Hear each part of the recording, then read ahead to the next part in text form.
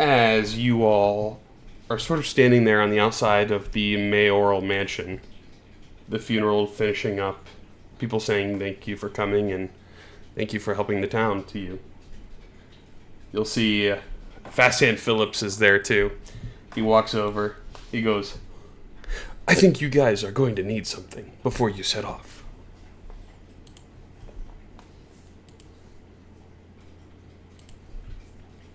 He pulls out what appears to be a little medical kit, and he tosses it to the first one that he would see.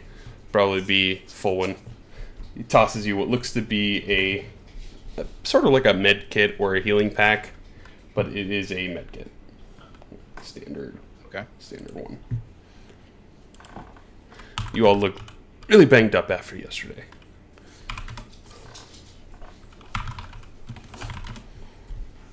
Thanks. It's on me. And if you all are back in town, I look forward to having you in my shop for more business. He smiles at you.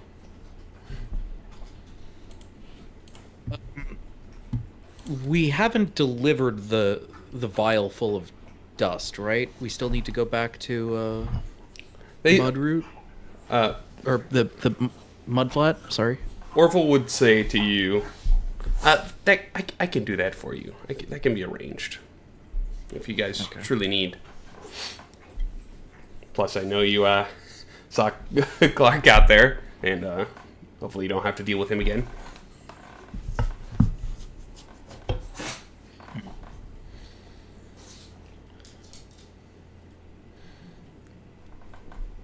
You see as Orville looks up to you. Thank you all for the help so far. I know you guys will do great things out there. Thank you, Orwell. You're a hell of a human being, and we appreciate the job you're doing. Thank you very much. I think I'm going to be... He's not human, but... He's humanoid. But he will have a very busy set of events in his near future, possibly taking over as the mayor of this town now, you'd assume. So... Yeah. It is on to you guys. The world is yours to explore as you do see that spectral wolf that's standing off on the tree lines about probably a couple 100 yards away from you, off on the west side.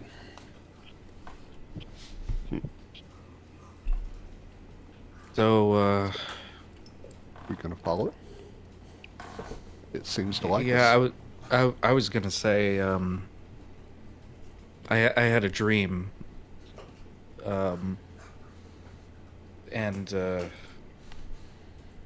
I saw a vision of who I guess would be Stellus. I don't know, but they were asking for help at a lake, which would make me think it's the lake to the west of here. The massive Lake Lysylven. Lysylven, yeah.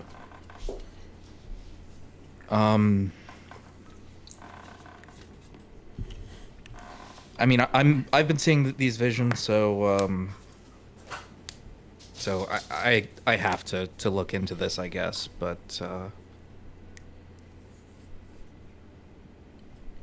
man, it's been a wild couple of days, huh? Yep.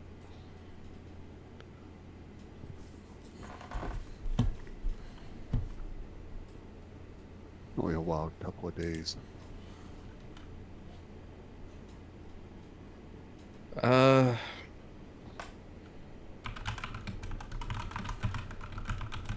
It's been great having all of you guys. Yeah, it's been great working with all of you guys, and I'd appreciate being able to stick around with y'all for a bit longer if you don't mind accompanying me to the lake. Absolutely. Yeah. I will accompany you to the lake. At the very least, we have each other for support. Yeah.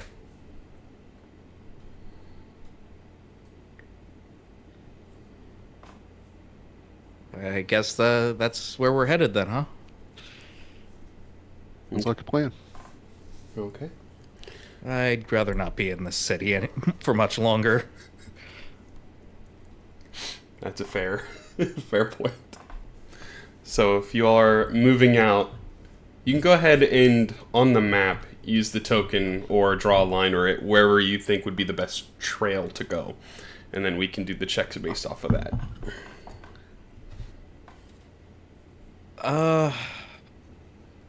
So, in my vision, how did the person seem panicked? Like obviously they were calling for help, but did it seem like it was we need to rush there as fast as possible? So what you saw was essentially this in the dream. Share record.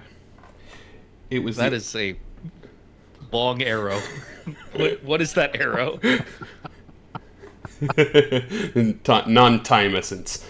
But as you saw in the dream, it would have been this sort of boardwalk that had this donut shape. And you would see Stellis sort of near the log cabin. And from the lake, you would hear a feminine voice that's calling for help.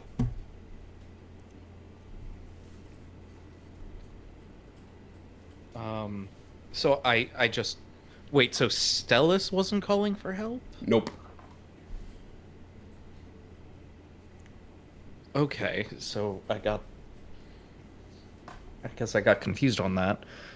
So it looks like who I assume is Stellis at the lake, and then somebody is calling from inside of a nearby cabin calling for help.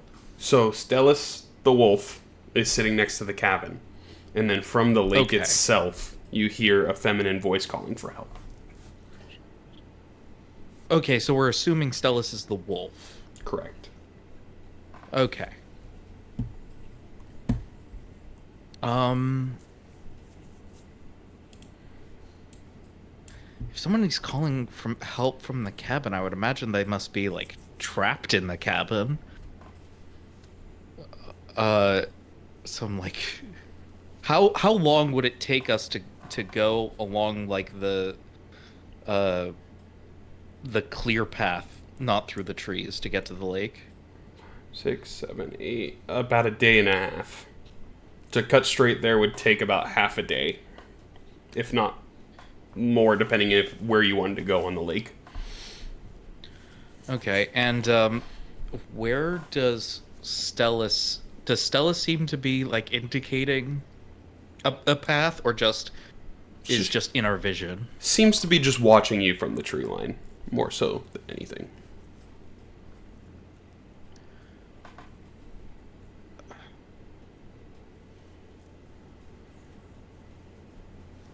I mean, would I have heard of like any potential danger of traveling through the more wooded areas?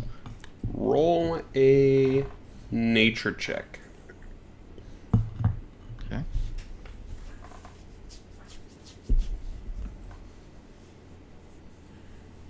I think you have probably heard of the general things like bears and whatnot, but I think you guys have already fought some of the more dangerous things in the forest at this point. Between the red cap and the quicklings and even the hags at this point. Oh, okay. If that's my assumption, then I just feel like going straight through to the lake, like just in case there's any sense of urgency, to be there as quickly as possible. Just the most direct route to the lake. Okay. It's take you a little over half a day to get to like the southeast or east side of the lake. So, Yeah. what's everyone else think? I'm fine going to the lake. I don't not much know a better choice, so Same, if someone's in danger, then it's worth exploring.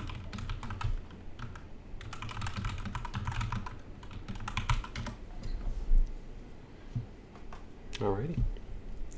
So as you all set off, who would like to helm the excursion through the trees? I guess I think I'm the only one who's native to this island, right? So I would probably take lead. Okay. Not that I potentially have a lot of knowledge of this area, but yeah. Go ahead and make a survival check. Okay.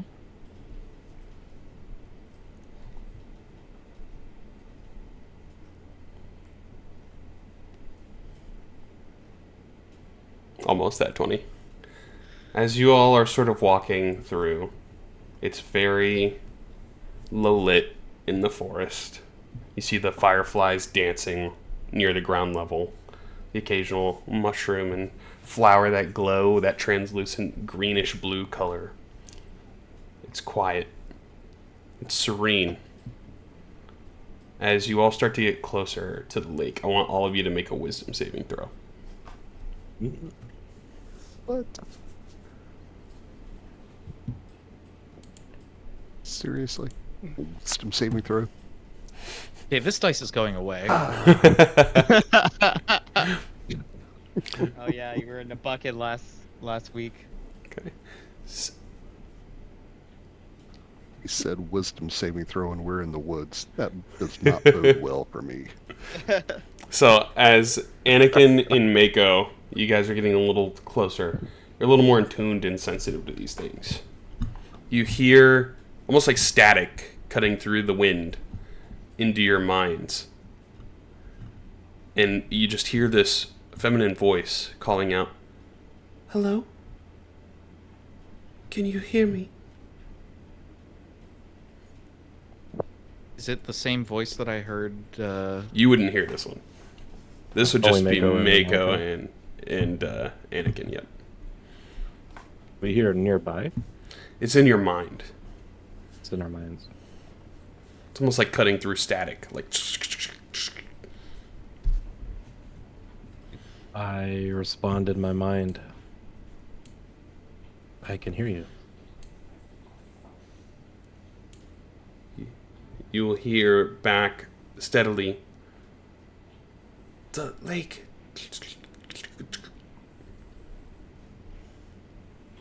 Oh, thank you. And that's about it. Like, The lake- yeah, I lake would is just on fire. respond. Yes, we are headed to the lake. And let's go at that. Okay. As you all eventually make it through the trees, you come off on the side here where there is a cabin. You immediately breach through the trees, and it's almost like where you were, where you saw Stellus in the Dreamful, when you guys kind of come out right there next to the cabin. And you see this crystal blue water of this lake. It doesn't look to be tainted. It has probably the occasional garbage that's floating in it. And everyone make a perception check. As you guys pull out here next to the cabin, there is no smoke pluming from the chimney. You see that sort of broken boardwalk that leads out and has that circular ring at the end of it. And Fucking damn it.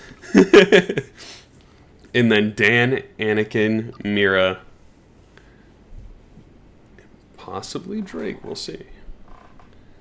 And Drake, you all spot looks to be an older elvish man that has a sort of fishing cap on, like one of those thatch sun hats. He has what looks to be a fishing line that he's tossed into the water, and he's just sitting there patiently, just waiting.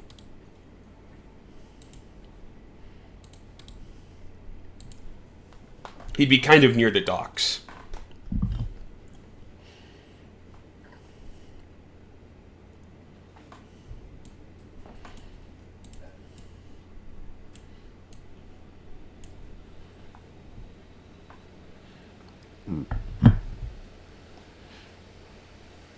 Here at the docks. Fishing. Nothing suspicious about that. I mean, it is a lake. Well, it is. It looks like he's got a pretty good retirement plan going on. Sitting on the bank, fishing, enjoying life. enjoying himself, not being bothered by nosy outsiders like us. I'm jealous. I'm jealous. Sign me up. All right. So who's going to go talk to him? You want me to go talk to him? I'll go talk to him. What do we want to talk to him about? Maybe if he's seen the cabin that we're looking for, or I guess the most identifiable thing would be the dock with the circle in it. Well, you guys are standing right there next to it. Like, you guys are standing next to the cabin at this point. That's where the tree line sort of entered out, and then you can see the boardwalk slightly south from you. Maybe a couple 100 feet off. And he's sitting next to the dock.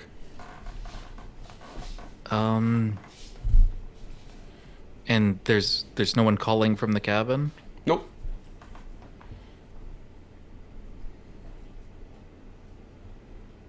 From your guys' current perspective, too, you could probably see that it looks cold. The lights aren't on. No candlelight is on inside the cabin. No smoke is pluming out the top.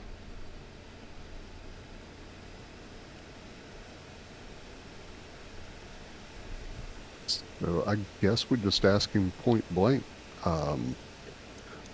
We heard did the rest of us hear it, or was it Just us? I think it was Anakin, just me. Folwyn, and Mako.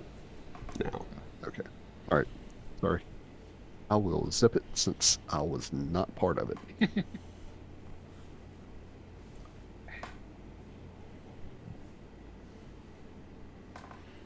I think seeing the cabin, I'll make mention of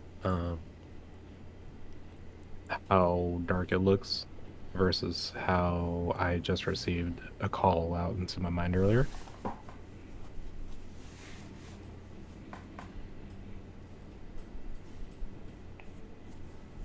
Something's not right. Makes you say that? Looking at the cabin, it looks unoccupied. I heard a plea for help earlier as we broke into the tree line.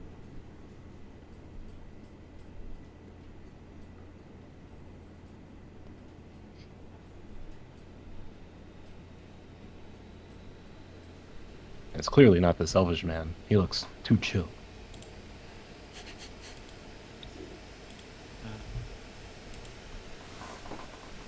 He makes me think of Tom Bombadil from the Tolkien stories. For those of us who have read I know the character. The Lord of the Rings. Yeah. I mean, I know there are some of us on this call that have never watched The Lord of the Rings movies. So. Yeah. But I know who Tom Bombadil is. That's who this guy makes me think of. So what would you guys like to do?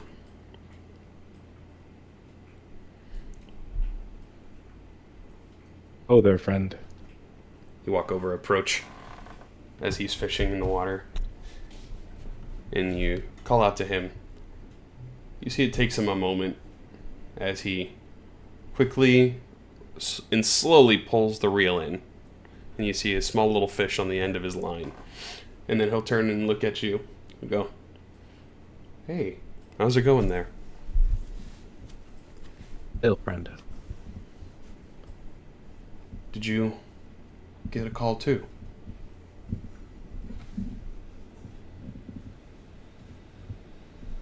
About someone calling for help. Indeed. Which Folwyn also make a history check.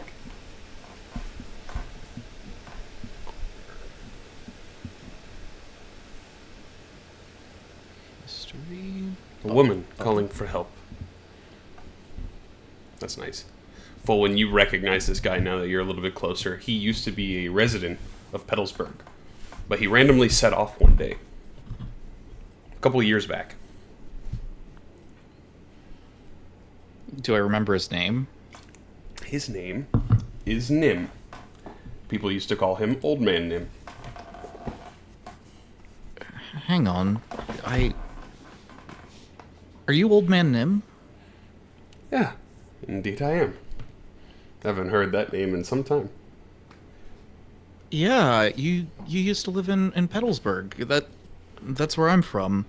Uh, Oh, wait, so you got some visions that brought you here, or a voice that brought you here? he points over at the boardwalk that ends in the ring. Yeah, Arya was calling out for help.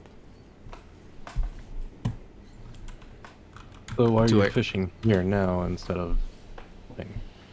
Well, I've lived Do I here. recognize- Oh, go ahead. I'll let you finish first. I was just gonna say, do I recognize that name? Not that name, I would say. Okay. As he points out, I've lived here for many years in the cabin that I've built and restored, and I'm in the process of restoring the dock to hopefully one day bring her back. Gotta sustain myself, after all.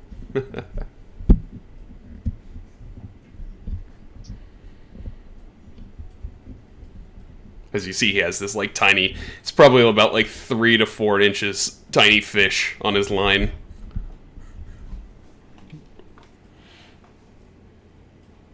Like I'm restore gonna- what? Sorry. Go I was ahead. gonna ask. I'm gonna study his reactions and study his face as he's telling a story. See if he's hiding something. Okay. Go ahead and make an insight check as he will begin to tell you all. Arya is a lake spirit that used to live here. People would come and give her gifts, and she would give them magic in return. But people stopped coming. People stopped believing. And she eventually went dormant. I heard her call, and I'm here trying to help do my part. Fix the dock, and hopefully bring her back. And to that response, Mako, you don't see, he doesn't have any shift in his demeanor. He just seems soft and quiet and keen-paced.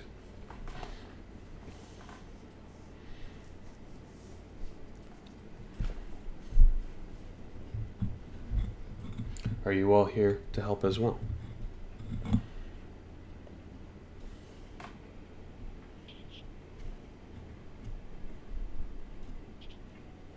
Suppose. I mean, I was following I was following a vision here, so I guess so. Well, it must be the same one that I saw long ago.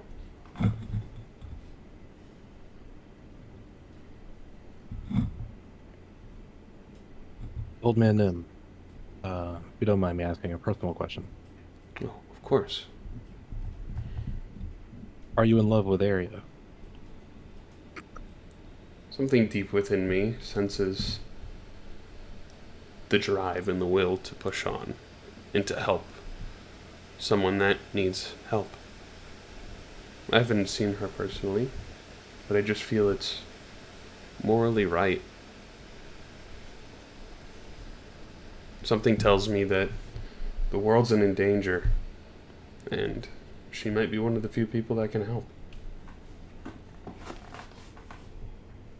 Admiral. I was under the impression that you've met her long ago. Just a call for help. A voice on the wind. A reflection in the lake.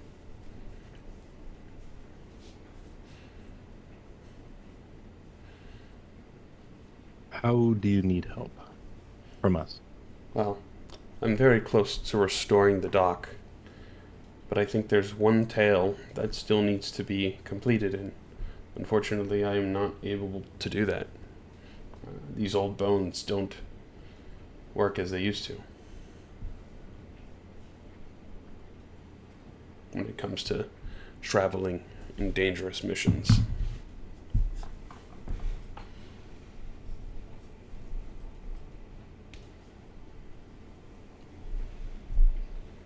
He looks at you all.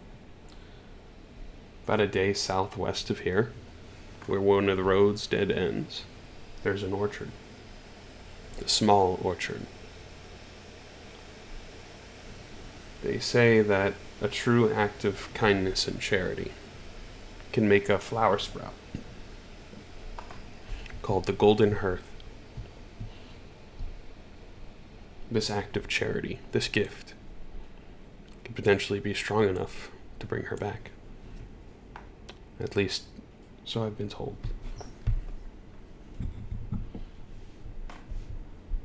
What is the sprout?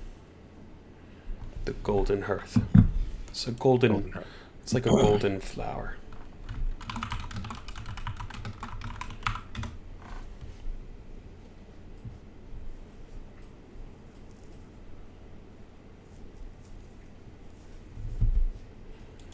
We can take a look. We can look into it and report back. There is a dryad that lives within the grove, in the orchard. Her name is Vinessa. I'm sure she might be able to guide you more than I have.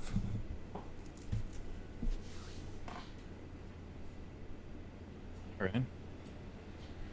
And I'll try to have some fresh fish for when you all come back too.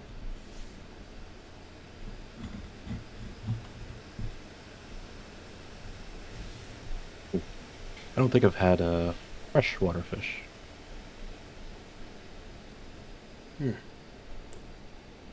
You should try some, hopefully when they're bigger than this. As he holds up the line, he has that tiny little minnow on the end of it.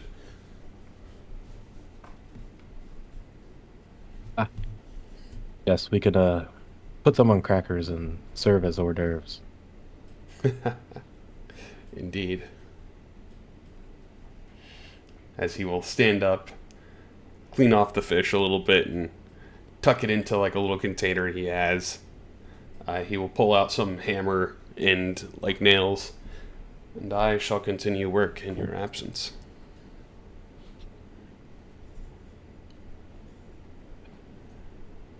Okay, can I do like an insight check just to see, is he really just this chill, and or is there something he's not telling us? Anyone that doesn't believe him, go ahead and make an insight check. It's not that I don't believe him, it's just this all seems Too straightforward. relaxed, straightforward, and convenient. Go ahead and make an insight check. Anyone that doesn't believe him. Yeah, I think we all have some doubts too after what happened with Mouse O'Shea. It's just we've had a lot of a lot of shit has happened. I'll take it. Mako will take it. So both of you believe that he's kind of telling the truth. Although Folwyn, I think you would kind of get the idea that he seems like uncertain if it actually will work. Like he believes and he wants to believe, but it's like something that he's telling himself, right? Well, I mean, at this point, I've no reason to doubt the visions. So, yeah, I'm just gonna go along with it. It's just okay.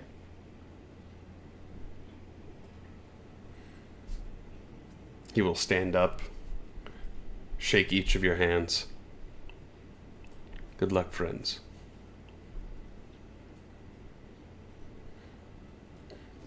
All right.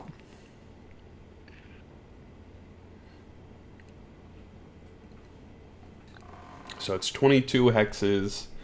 So it'll take about 2 days to get there and back, essentially. In the area you are trying to go is at the end of the road. Let me see. I'm like lost in the sauce every time it comes to these pointers. Is here. There is a small orchard down there.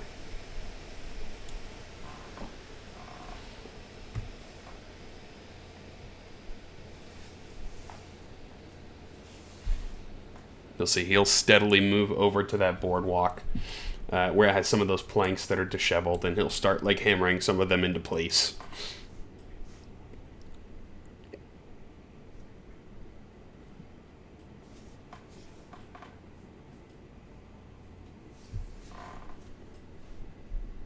I think from also where you guys are at, you'd be able to see into the boardwalk. And it's kind of got like an elevated pool that is embedded in the end of the boardwalk. And that water looks to be blue and sparkling and crystal clear. It looks a little bit different than the lake water.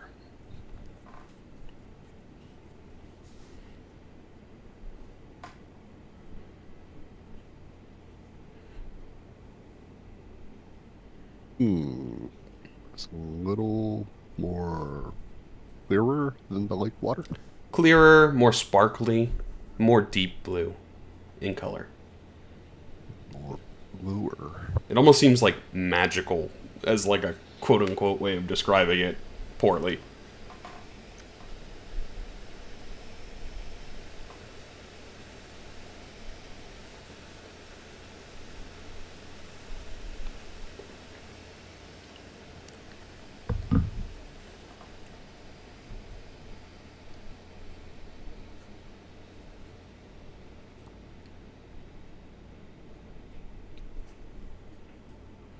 So what would you all like to do? I know some of you have questions for sure.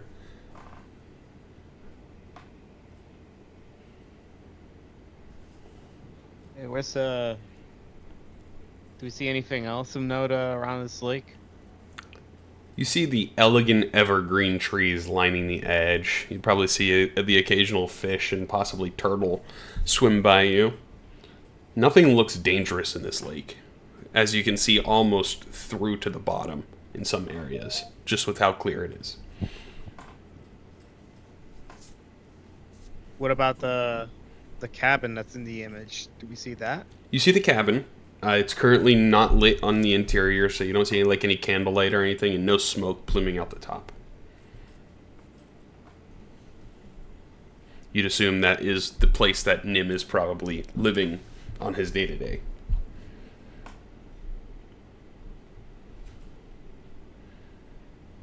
What time is it right now? This will be about mid-afternoon, like 12 o'clock probably, because it took you guys about 4 hours walking.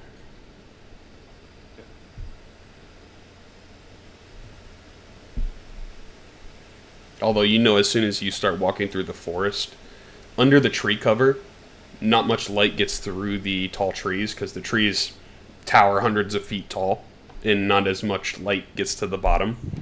So it kind of gives it like an almost ethereal twilight in the forest.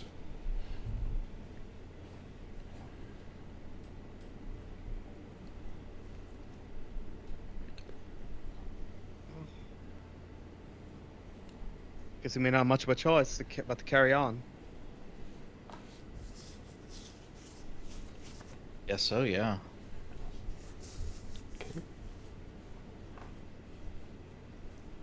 Heading straight there. Sure, why not? Okay. As you all start to walk through the tree line again, you probably see some of these trees that are like on the edge that are fruited. Some of them like bend their branches down towards you, almost like they're offering you some of the fruit in their tree. Like you'd probably see a peach and an apple tree that just bend over and present the fruit right in front of you as you're walking. It's almost as if it's up to you. It's almost like the forest itself is presenting an act of charity.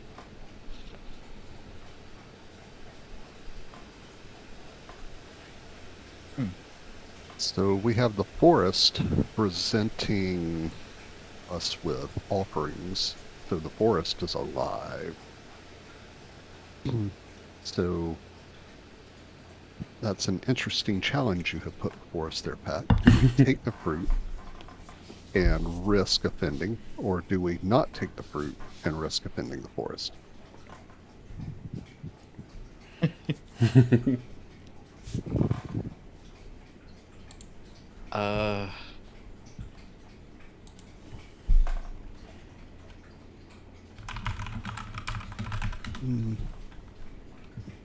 ideas there, Holwyn?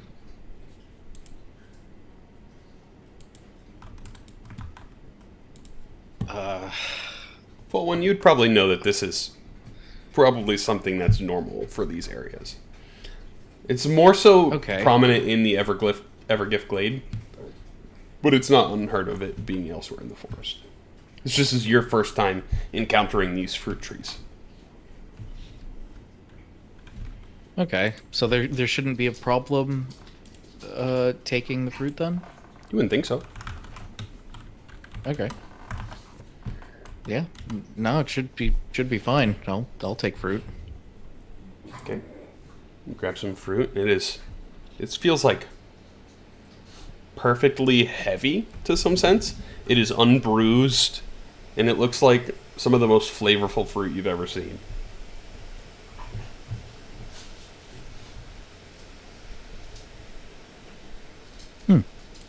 Right one. As you bite it, Yeah, I'll take one too.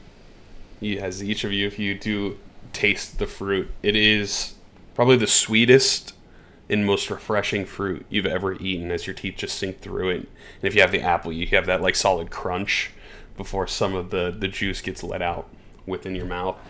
And it is just sweet and refreshing. I'm gonna look it over as I bite into it.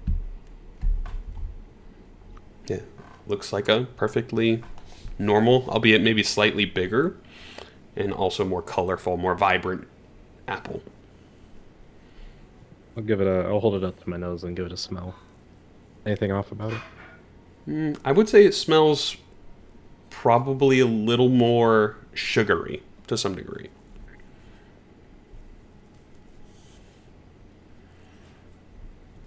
I just don't want this to be an illusion. The Malisoche illusion. We bite into it and it's a rotten apple. It seems perfectly Bugs start fine. crawling out.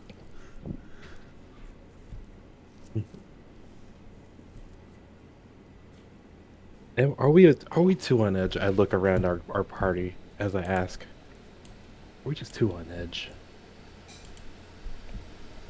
Never on edge. Never trust the DM. I mean, in the past couple of days, we watched one child die, and we failed to save another child, who I guess was already dead to begin with. True. Yeah, I think there's probably a good reason why we're on edge. Yeah, I mean, I'll help us to be stressed about this. Also, John, you might want to level up your character. Oh. What to what level? 3.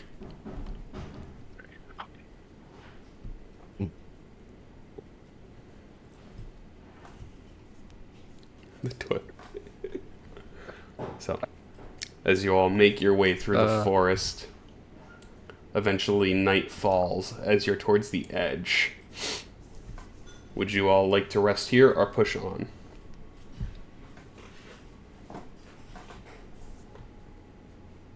Let's rest and just take precaution. Yeah, that's kind of where I'm leaning. Okay. Would you like to take watches? It might be a good idea. Yeah. Okay. Who would like to be first watch? I'll be first watch. Okay. Also, it's saying it's unable for me to level up. It says unable to import when I click the level up button. Do you probably need to go into your modules and enable some of the modules that you're missing? It's probably through Xanathar's. Which ones do I need to load? It's probably ZGE, Xanathar's Guide to Everything. I would just load anything that's players.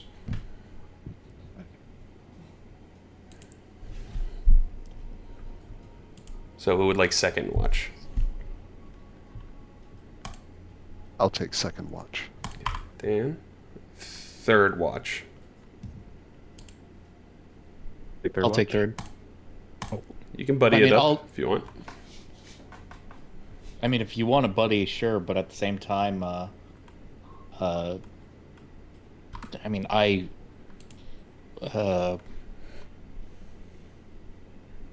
don't sleep.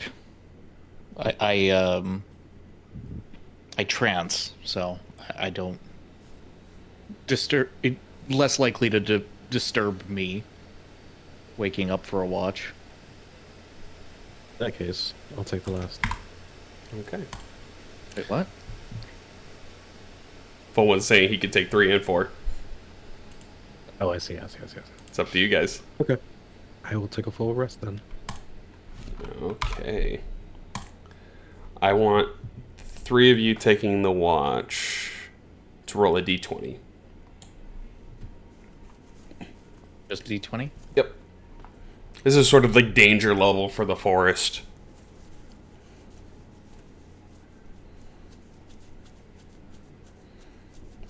Okay.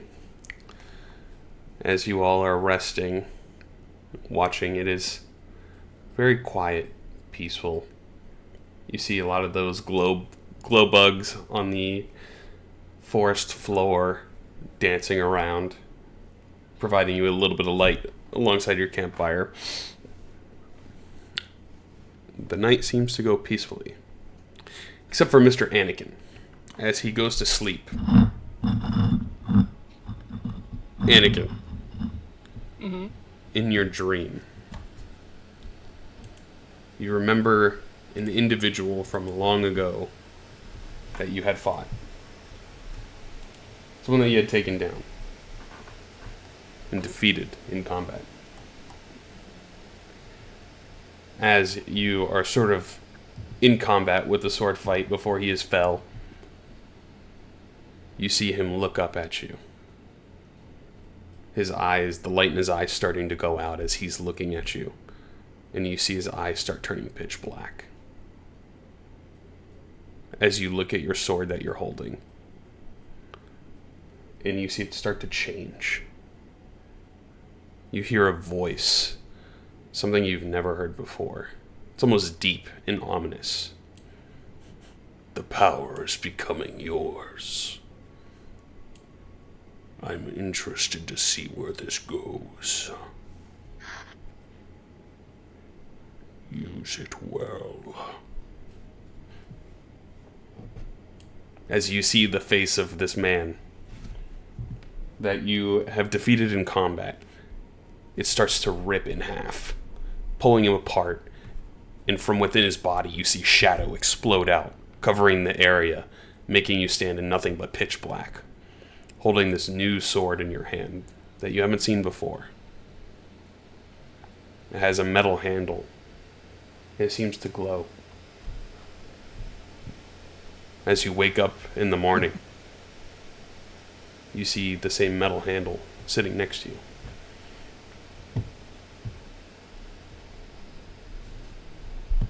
That what I think it is. It looks to be something from your dream.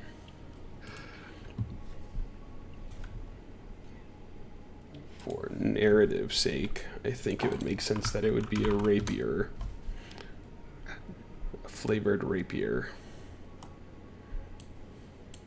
Oh, Lottie is getting a lightsaber.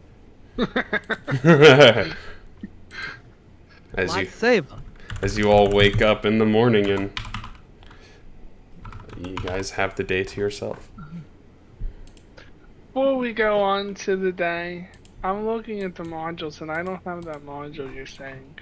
Of How do I Xanathar's? get it? And when I activate it, it's not in my list. Let me see. Don't know if I have that book. Xanathar's. I don't have it shared. How about Oh, that? there we go. Thank you. Try that now. Now we'll we level up. There you go. So Yes, thank you. Yes, I you're go welcome. up.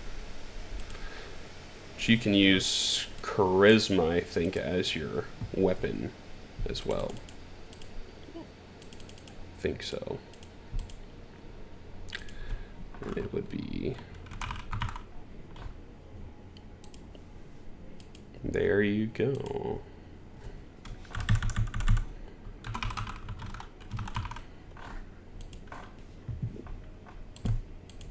I put that on your sheet. So the day is the rest of yours. Would you like to carry on through the forest? You suspect this will be a very easy, peaceful trek at this point, since it's all road.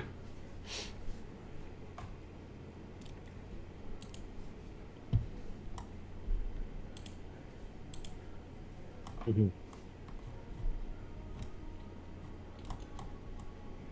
Okay. As you all continue your walk down through the forest, peacefully chirping, you eventually come to the orchard. I will show you a picture here. This orchard is a little dark, even though by the time you get here, it's probably around like 3 or 4 in the afternoon by the time you guys arrive. You notice the light doesn't seem to cut into the orchard too much, but it still has these fruits and such that are more luminescent that are growing in the tree. You don't see any flower around that is golden in color like in this picture. But let me go ahead and set you up on the map. I want everyone to make a perception check. Because you were told there is one creature here named Vinessa. You guys can sort of use this to... Actually, Derek is not even with you guys. Get off of the thing.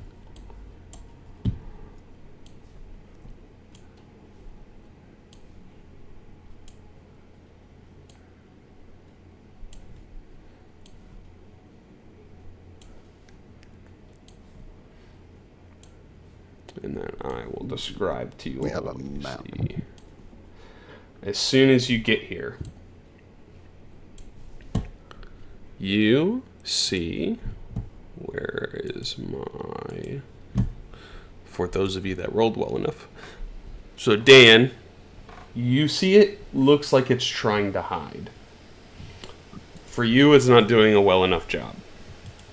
As you see what looks to be this kind of rotten tree creature that's almost like black and necrotic that is trying to stand in behind one of the trees, blending in. Okay. I will throw him on the map. All right. I will point him out to the rest of the group. I'll say, I see that thing right there.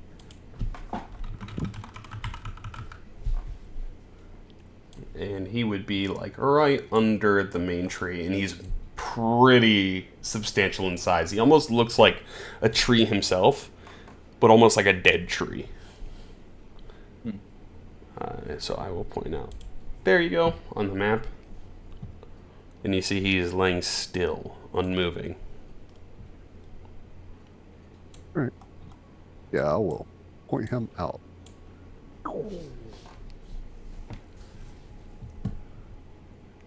I'll see. Yeah, I see it, whatever it is. Him, she, he, she, it. Right there, under the main tree. Looks like a tree himself, but it's not. Saw him moving. Everyone That else, is huge. everyone else eventually picks him up, and you can mainly see it because it looks like the tree bark is just rotting. It's black with necrosis. It's almost petrified wood.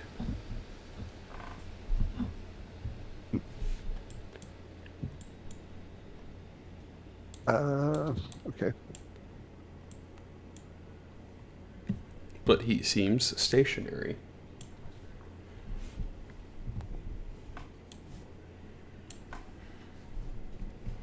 Hey, I don't know what your name is, but I can see you there. We're hoping that you can help us out with something. Okay. You immediately see this thing start pulling up, uprooting its feet. pulls up some of the earth with it and starts moving towards you. As it opens its mouth, you see spores, like black spores, pour out, and you see it start corroding some of the flowers and some of the grass on the ground, and that corrosion is starting to crawl towards you. So we're gonna go ahead and roll combat. Yeah, I was about to say, like, as you see this, I'm just going to use my channel divinity. Okay. What does that do? Which one? I'm gonna do. Sacred weapon? Yeah, it's a sacred weapon. Okay.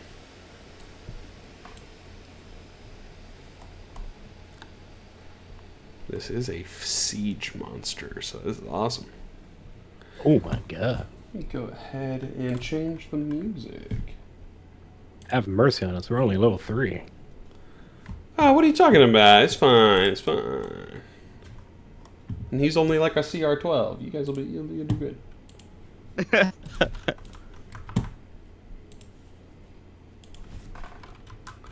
Alrighty, as I throw this bad boy in there. Bloop. Wow, Anakin rolled first. That's kind of nuts. So, Anakin, you see this giant dead tree walking towards you. And you are the first one to move. I'll walk. I'll go 3 spaces over there. There you go. And I will.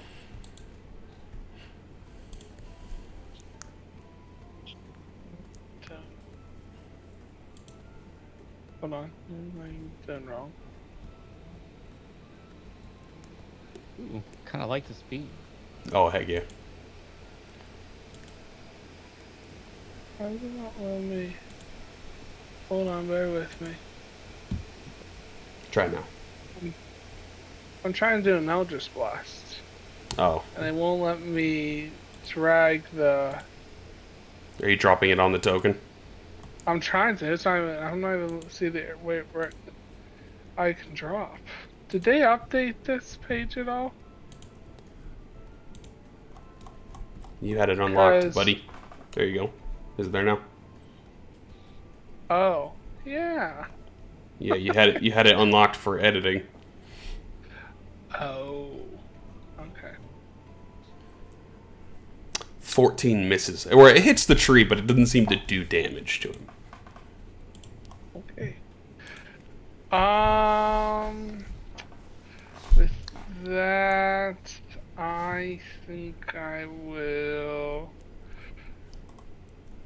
I'll just keep where I'm at. Okay. Sorry, not sorry. He's gonna move. Wow. Can I not? 1, 2, 3, 4, 5. He has a range of. He has a pretty big range. So he is going to swing once with his tree branch. As he tries to swipe, he's going to smack it into. Let me roll a d6 here. He's going to swing and attempt to hit Fulwin. So Fulwin, you just see this massive tree trunk as he's swinging it and trying to smack you with it. Goody. Ooh, 25 to hit. Yeah, that'll hit. Not too bad, not too bad. 25. So that was not a 25. So he hits you with the tree branch and it kind of knocks you sideways. And then he sinks his roots into the ground. And Mako, you see it start to pull up next to you.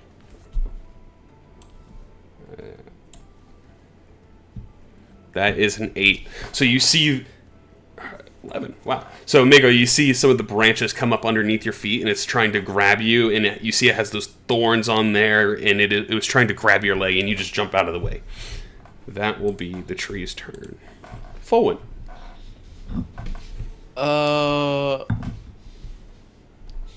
I am an archer. I do not want to be this close. I think I'm going to, as a bonus action, second wind. Okay. And and I'm going to move out. I'm going to move back. So 5, 10, 15, 20, 25, 30, 35. He will take the opportunity attack at you. I fully expect that. It's 25 to hit again. Yeah. He's got 2 2s. All right. Cool. And then for my action, I am going to. Are these?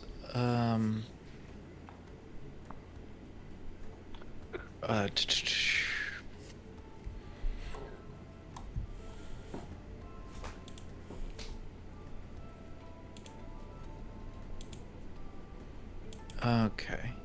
So it's just when I hit a creature with a weapon attack. That's good. So I am going to aim at him, and I'm going to fire my bow.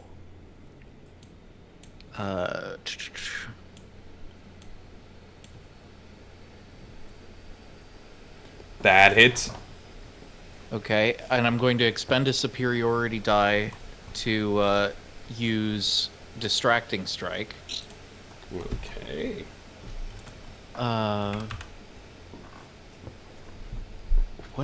What are these buttons? Oh, it adds to the damage. Right? Yeah, it should. Distracting strike. Yeah, when you use the superior dice, I think like the Yeah, it's just right now there. it adds there are, damage too. there are 2 buttons. So one of them is okay. You add the superiority die to the attack damage roll, and the next attack roll against the target by an attacker other than you has advantage if it's made before the start of your next turn. So I guess I'll just do this Yeah, you can put and both of those. this, and then I roll for the damage on my bow. I think the damage one you put on yourself. But go ahead and roll another D8.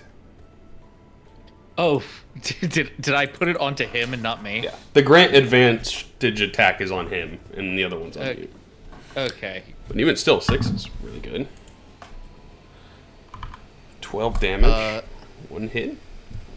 And let's see. Do I want to action surge? You see as you pierce him with the arrow, he's like, and as he opens his mouth, you see some black like locusts start pouring out. Short or long rest, so I'll action surge. Okay. And then I will take another attack.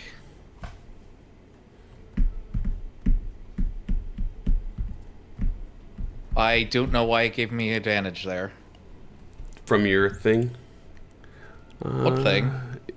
It should be Your effect anybody is- other than me. Yeah, but it's not smart enough to do that, I don't think. So you got a nat 20. Just go ahead and roll the damage.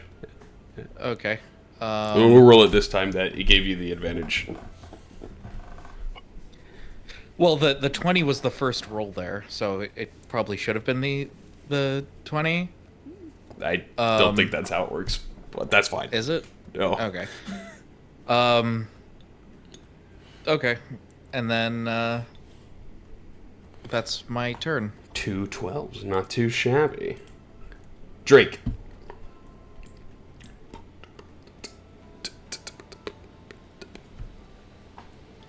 I'm gonna move my Dan and then hit him with the sword.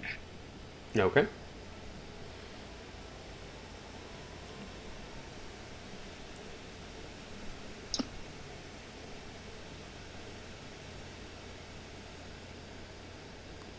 That just hits. The sneak attack. 2d6, oh no. Pretty good damage. 15.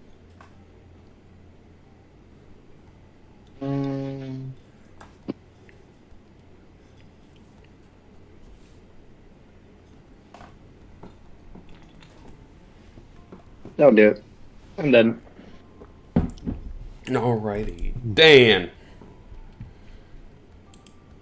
Right. I'm going to cast Chromatic Orb, and I'm going to try. I'm going to choose my damage type as fire to start. I like it. That hits. It's a hit.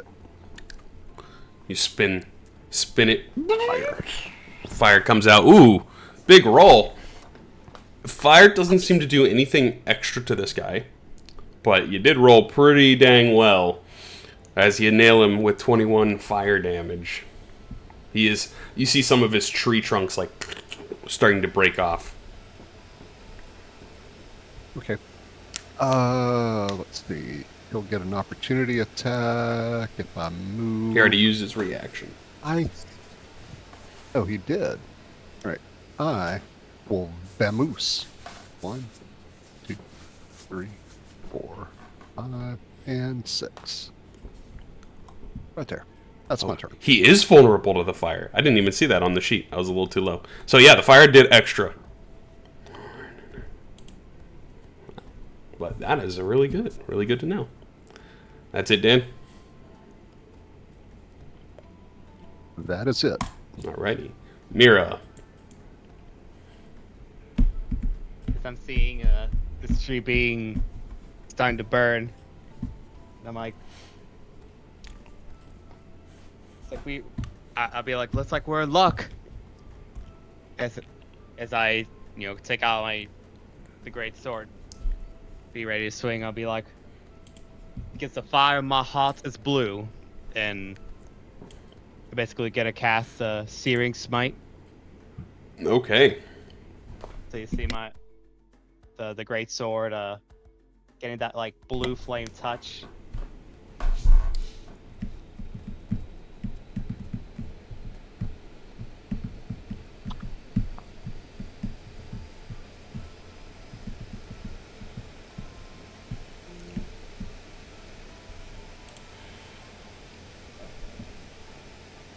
Right now I'm going to move in here and be flank with the Drake and swing. Okay.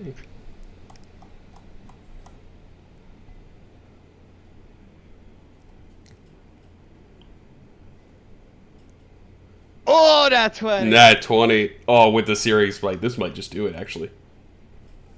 By the way, I did say a nice crit earlier, Fulwin. Sorry, what was that? That's a pretty nice crit. Yeah. I didn't realize because I looked down to read something. I'm like, oh shit. He's saying your D20s are natural. Make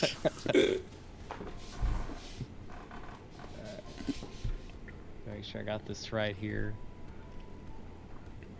Where's the steel? Okay. Yeah, I guess it has more effects. The Searing Smite has more effects than I thought it would, but I guess we'll start with the regular damage. Which is why...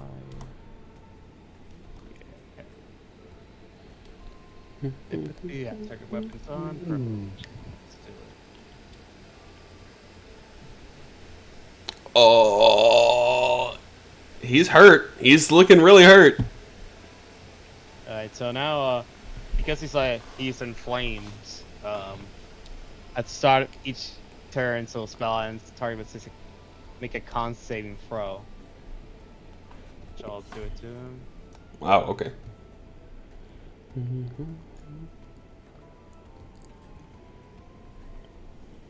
so it fails, so it takes 1d6 fire damage.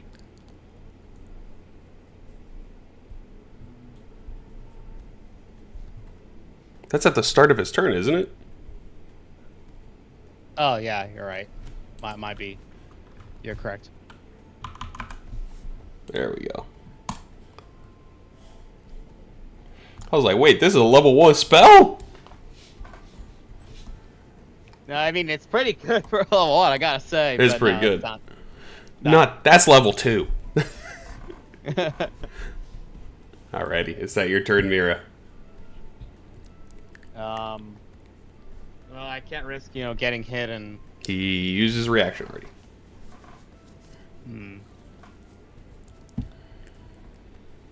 Yeah, you're right. I guess I could step back in case Mako wants to. Your turn. to Ding ding. He's tagging. You guys keep tagging out, and someone comes in. Writes note to DM. Do not use reaction on first guy.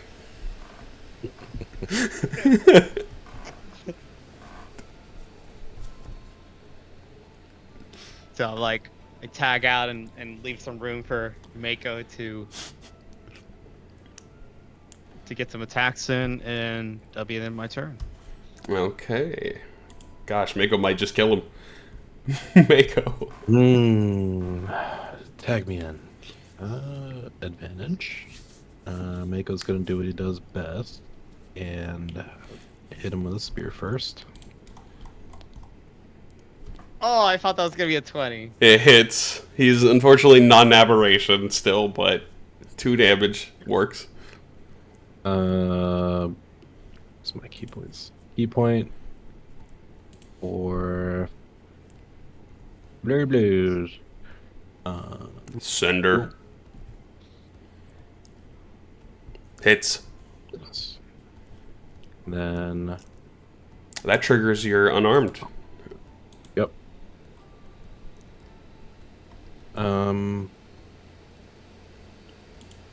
Which well,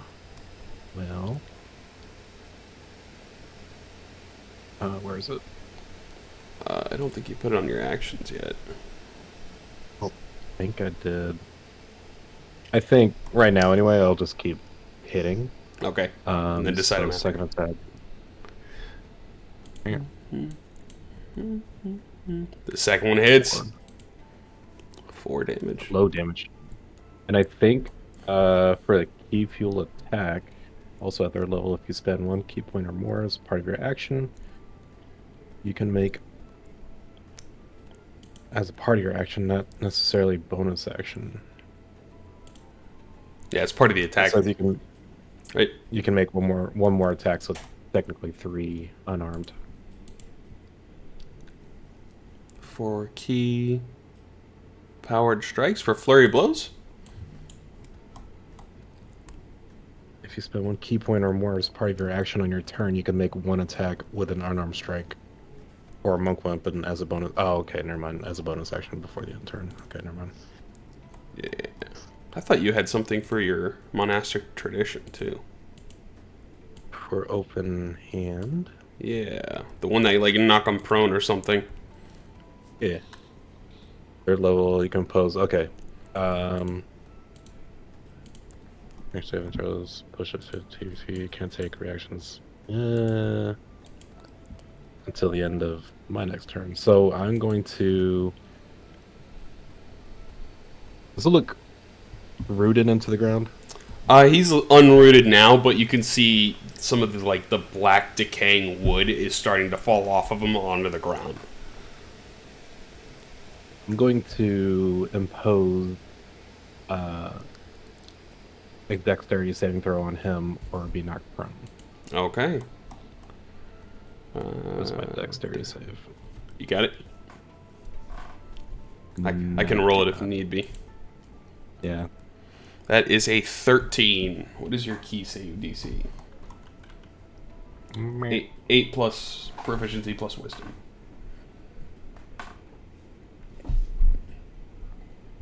Eight plus proficiency. I think it's 2. So 10 plus wisdom is what's my wisdom? Plus 3, so 13. So he beats it to beat it. Yep. You try to push him back, and you see him just standing there like a tree. He's like, "Rrr." Okay, I'll stay put for now. Okay. Oh no, it skipped him. From the tree, she drops out. You see this dryad woman, long, it would be greenish yellow leaves, colors that are wrapped around her. In this case, they are black with necrosis. Like, her whole leaves and stuff that wrap around her are almost dead, decaying. And you can see her kind of like twitching out a little bit. She is going to Attempt to heal the tree. So the tree will heal. Oh, wow. That's pretty good. The tree will heal some points of healing. So you see some of the fires that are not from Mira's attack start to go out, and some of the trees start rooting back together. And then she will tuck behind one of the thicker logs of the tree. I think at this point, too, would someone like to roll a d8? I'll roll it.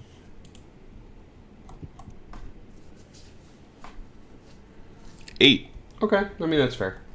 As you look up into the sky, you would see that rainbow effect. In this case today, it is not there. So, that will be her turn. Anakin. Alright. I'll go up one and I'm gonna use my lightsaber. Okay. Misses, unfortunately. How the fuck do I miss a tree? Well, you hit him, it just doesn't go through the armor. First time, huh? Oh, well. I'll take a step back then. Okay. And that'll be it. He looks at you as you take a step back and he goes, huh. So he will make that con save now for you, Mira. Con save. Say 13. Okay, so he does make it so the damage you can go on. Oh, well, let me check the spell just in case. Okay, it says on a failed save, it takes 1d6. On a successful save, the spell ends, so if the target or creature within 5 feet, it uses an action to put out the flames. Okay. Or some other effect doubts the flames, the spell ends. So right now I still have like the fire in my sword, but he is not on fire. Fine. Gotcha. Yeah. So he's going to move there and he's going to go, and he's going to try to smack you with the tree trunk. That's not very nice. Forest fires are bad. He smacks Mira, which is that a concentration save? I thought it should be. I could have sworn I. And then I guess I'll roll the con save.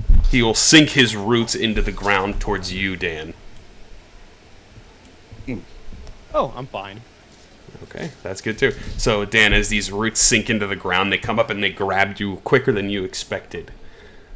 So, as it hits you, you can immediately feel yourself get pulled through the ground, through the dirt, and then up into his hand. And he is holding you grappled. And you will start it. Okay. That will be its turn. Full win. Yep. Your turn. All right. I'll kind of just step over and try to where is target mode?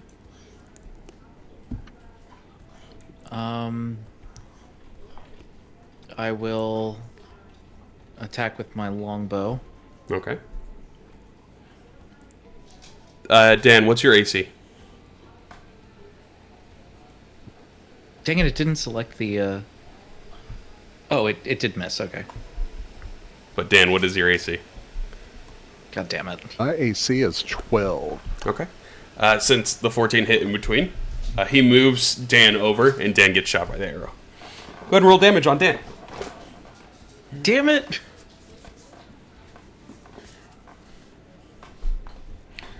5 damage? That's not bad. Sorry!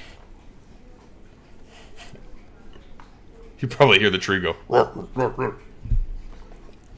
Yeah, it's alright. If he hadn't been so mean to me, I wouldn't be in this predicament.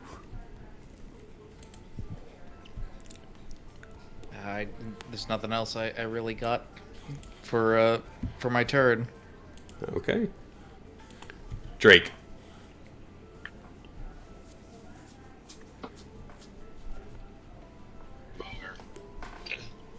Like, try him. Okay.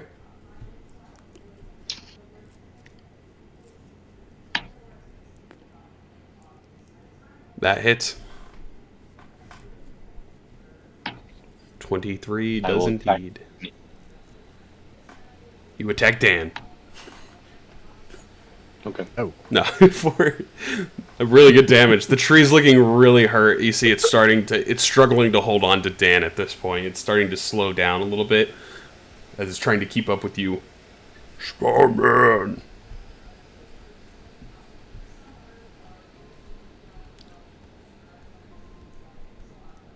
how much damage was Dan supposed to take from that attack by Colwyn? 5. All right.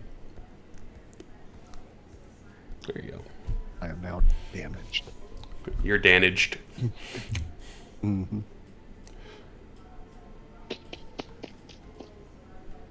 That will do it.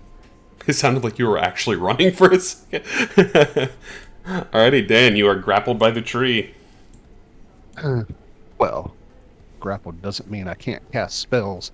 I'm going to tell the tree. Never mind. I'm not going to tell the tree anything. I'm just going to cause it pain. Hurt. Yeah, let's see. I think... Let's see. I'm in the tree. I think we are just going to try chromatic orb again. Okay, spin the fire. Yep. Okay. 10 misses, unfortunately. I knew I should have used the magic missile. Alright, that's my turn. I will stay here grappled. Okay. Mira. I'm seeing that. Did we see that's supposed to someone healed up the tree blight? Correct. You saw the dryad woman pop down from the tree, and she is currently hiding behind the tree, taking cover behind the trunk. Either way, I think for now I'm just going to take advantage of what's in front for the time being and charge at the tree blight. My great sword. Okay.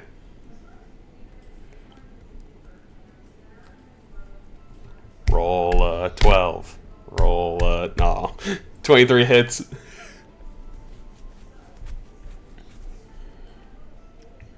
Just gonna... I think this might do it. The tree's looking really, really hurt. How would you like to do this? So yeah, see that that the flames are kind of affecting it, but it's not as much.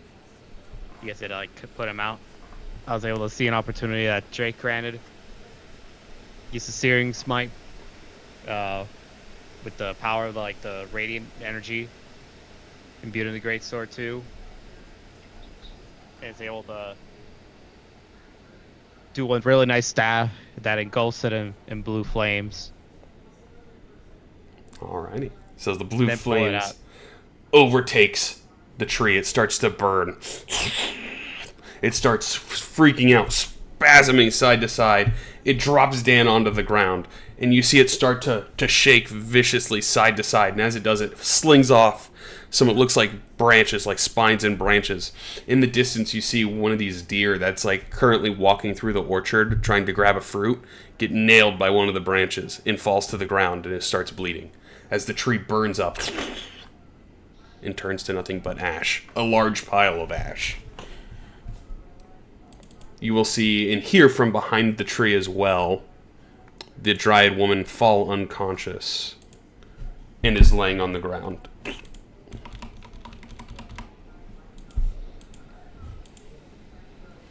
and you guys are out of combat.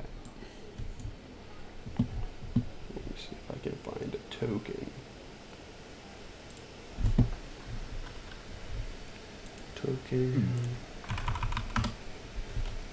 What?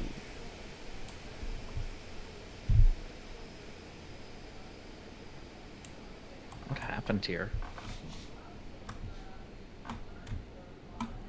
Oh, friends, I think there still might be another creature here. We don't know if it's hostile.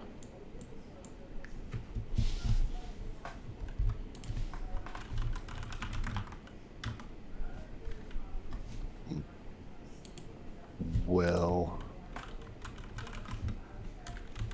guess we need to find it. Or looking for that Vinessa Dryad. Okay. You see her. She is currently laying I mean- unconscious on the other side of the tree. And you see her colors starting to come back. Like, it's no longer that necrotic color. It's starting to turn back into that vibrant greenish yellow that she has in the picture. I mean, I guess just go out to her, see if she's okay. Okay. Yeah, you run Hey, over. I tried talking to the tree thing, and we just about got our asses waxed, so I'll let you do the talking this time. Yeah, but the tree thing was something that was very clearly corrupted, and was probably killing her. The matchbox just died. Rip. F. Guess I'll step out and.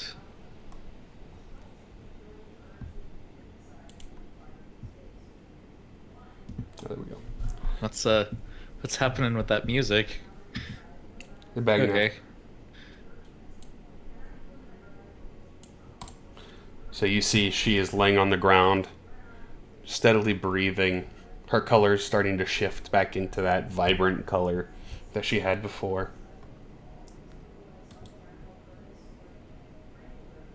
Are you all right? See, she's not responding.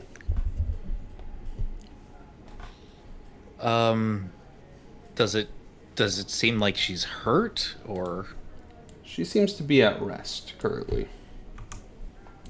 No longer twitching, not spasming, just laying peacefully on the ground. She's not dying, is she? Make a medicine check. Please be kind.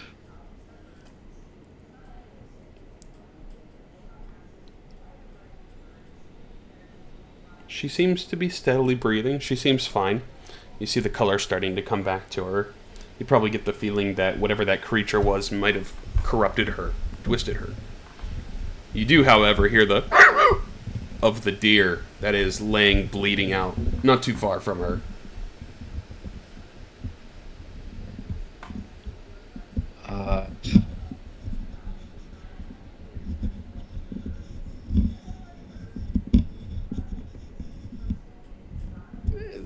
So the deer is just kind of twitching out, and It has like one of those thorns from the tree impaled in its side. And you see the blood just starting to come out.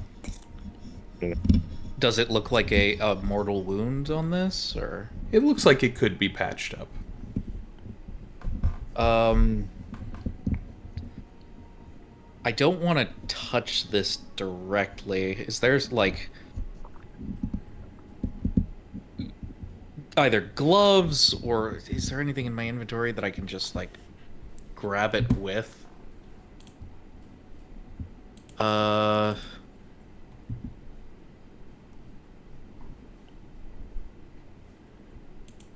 guess if I've got I guess I've got some common clothes in my my backpack. I'll pull something out and just kind of wrap it around and try to pull it out. Okay. Go ahead and make a sleight of hand check.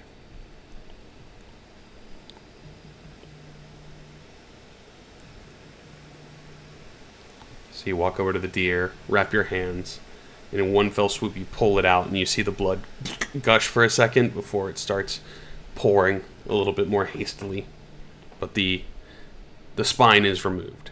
And it's pretty big. It's probably maybe 7-8 inches long and maybe about an inch thick. Okay, I'll like wrap that up tightly in whatever shirt I just pulled out of my bag, and kind of set it aside for a second. Are all of you guys just standing outside of the clearing, just They're staring watching- at me do Yeah, this? pretty much. They're You watching. got this. Pretty much. They're watching Doctor Shoot Fulwin. up. Stand back. I'm a doctor. Stand. I'm not. Is there anything else I could do for the deer? I guess. You think back to earlier in the session. I mean, I've got the medicine kit. Yeah. Something being tossed to your hands. Sure. I mean, if it seems like the deer is in danger, I don't want to let the deer die in a magical forest next to a dryad. I approach and I'm like, everything all right, Fulwin? Well, I'm just trying to tend to this deer.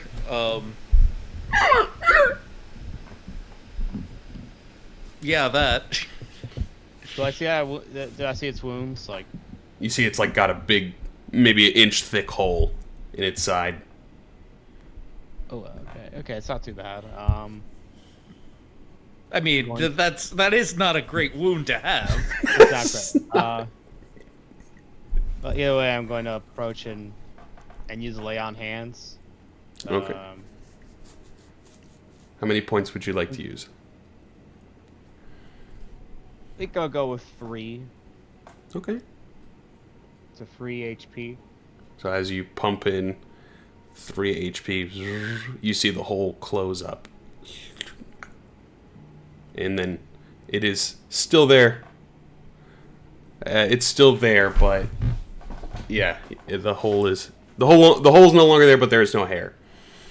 I think I need to pause here real quick because my mom needs me to call her real quick. I think something's happening. So All right. we will pause here for a second. And then we will continue.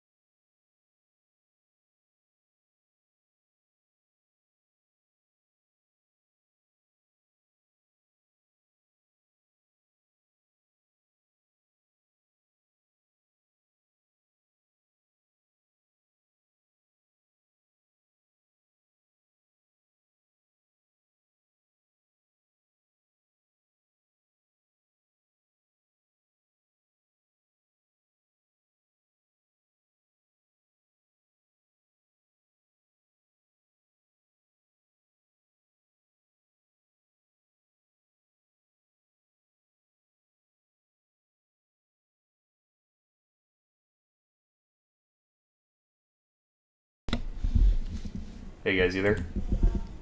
Mhm. I'm gonna try to expedite things through here so we can have at least a little bit of a conclusion. But I'm gonna have to go, unfortunately. Some family stuff came up. Uh, Everything all right? well, it's fine. We'll be fine.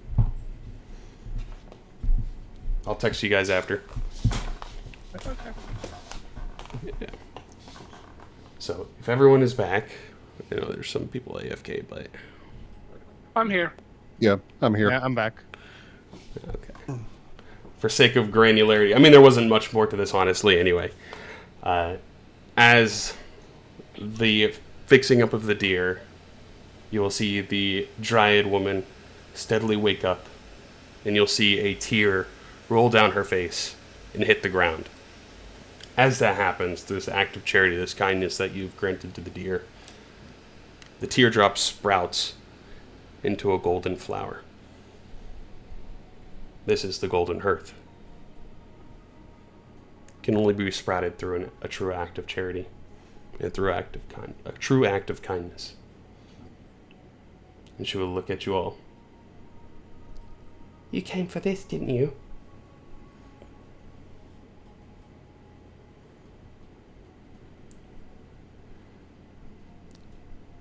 Yes, we did.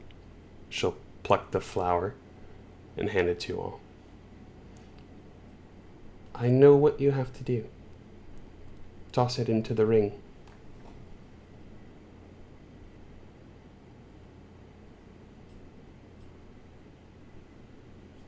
And she will come back.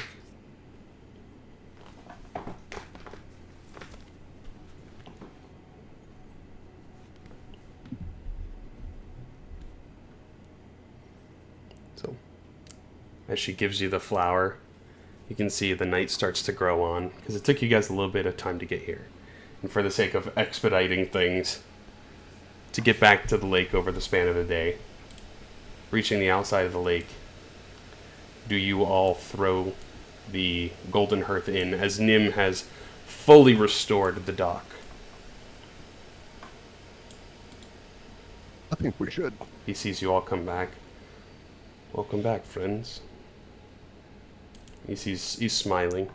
He says, you all did it, didn't you?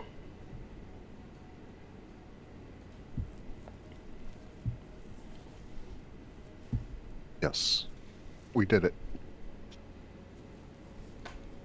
We saved the dryad. And you're going to save Aria, aren't you?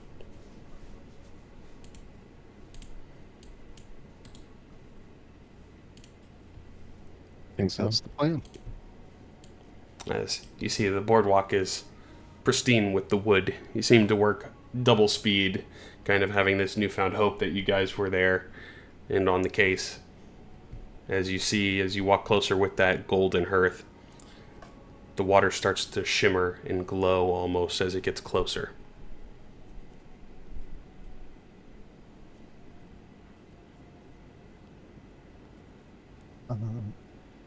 We are heroes. We'll drop it. I assume Folwyn will drop it.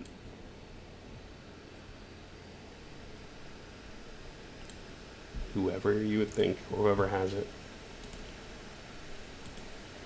As I will pull up the picture again. Nope. As Folwyn and company throw the golden hearth into the ring, you'll see the light emit from the ring straight up into the air, towering hundreds of feet high, in a glowing white light. As you see this woman with almost like bird-like feathers on her wings pull up from the center of the water. And she has this pristine white fair skin with these silk dress. And wrapping towards her base, you see what looks to be like vines and seaweed and such from the lake and other mosses.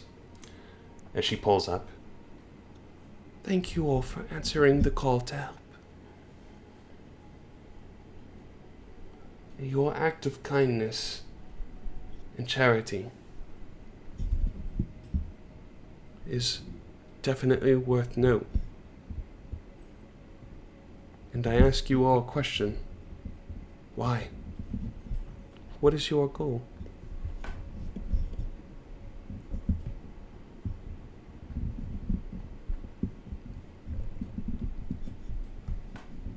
I mean, I heard the call of somebody who needed help, so She smiles. Good-hearted nature. Can't go wrong. Is there something else in this world that you are after? This world might be light on the surface, but darkness dwells beneath.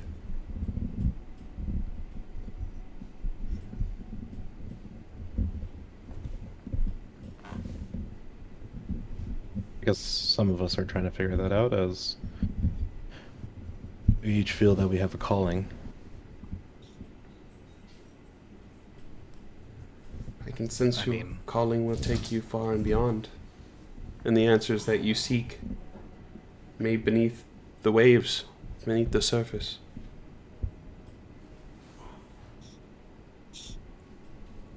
The islands are there, but there's more to the world than just the land.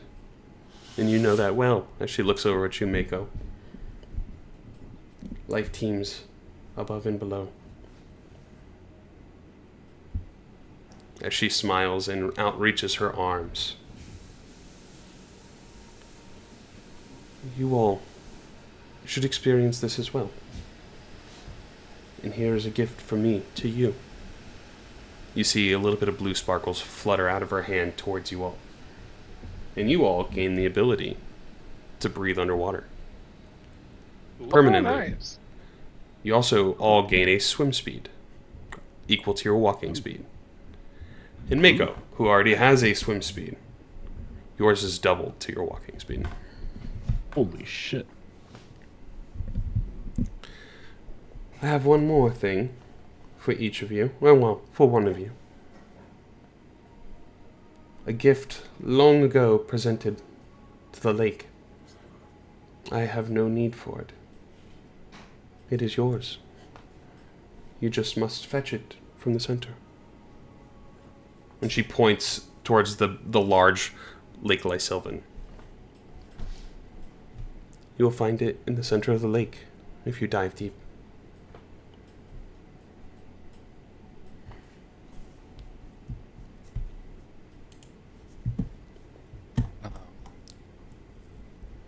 Oh, okay. I guess now with our new ability to breathe underwater. You dive under, and you see what looks to be, in the center of the lake, pretty deep down, it shimmers and reflects a little bit. It looks to be a locket with a necklace that is attached, and the necklace is steadily floating up like it's trying to come to the surface, but the heavier locket is keeping it embedded on the lake floor. It is a silver locket.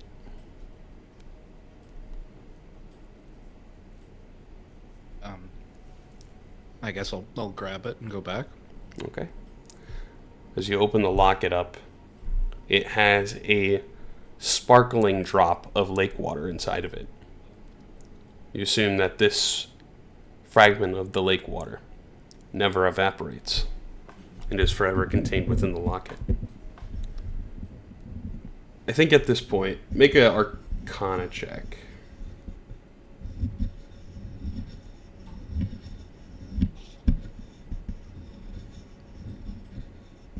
Is that nat 20? Oh, Holy shit. You feel the telepathic link to Area as the knowledge of what this locket does flows into you.